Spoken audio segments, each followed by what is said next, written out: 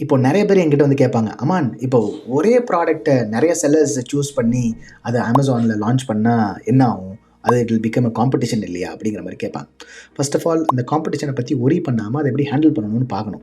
ஒண்ணு first customer needs மோர் variety. இப்போ யாராவது ஒருத்தர் தான் அந்த ப்ராடக்ட்ட லிஸ்ட் பண்ணியிருந்தாங்கன்னா, customer does not have option. Amazon does not like it.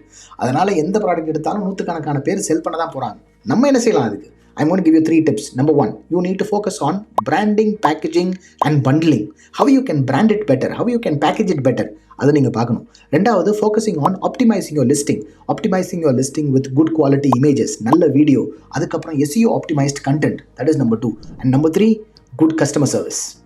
குயிக்காக ரெஸ்பாண்ட் பண்ணுறது, பர்சனல் டச் இருக்கிற மாதிரி ஃபீட்பேக் வச்சுருக்கிறது. இந்த விஷயத்தில் ஃபோக்கஸ் பண்ணணுன்னா காம்படிஷனை ஈஸியாக நீங்கள் பிரேக் பண்ணலாம். If you want to stay head in the e-commerce business, like and subscribe to this channel. I will see you in the next video.